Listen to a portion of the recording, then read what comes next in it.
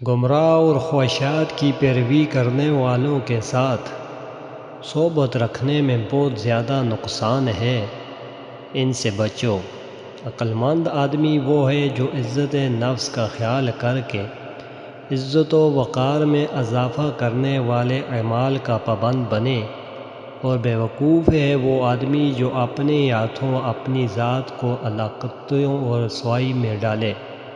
کون و مکان کی ایک ایک چیز سوچنے والے کے سامنے اللہ تعالیٰ کی توحید کو بیان کرتی ہے۔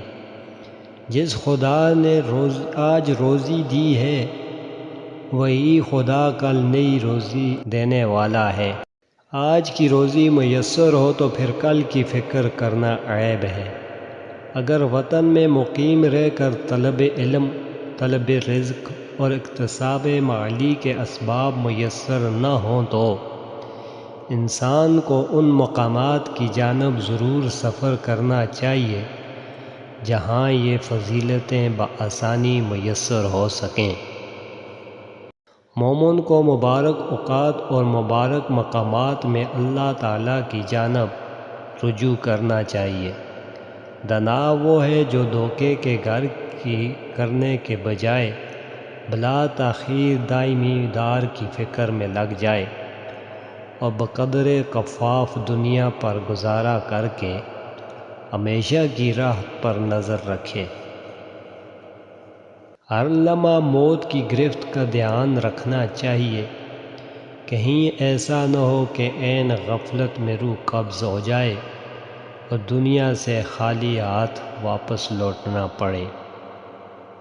دنیا ایک امتحان ہے۔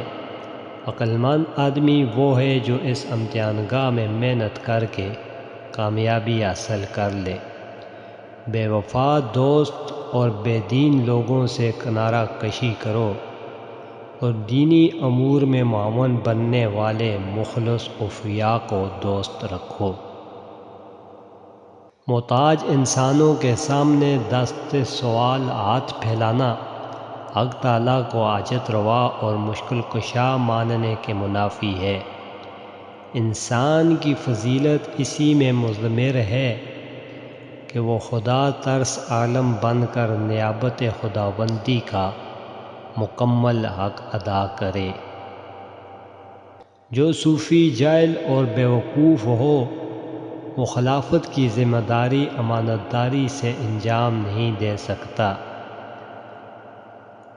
جب کامیابی قریب آتی ہے تو انسان میں دو چیزیں ظاہر ہونا شروع ہو جاتی ہیں۔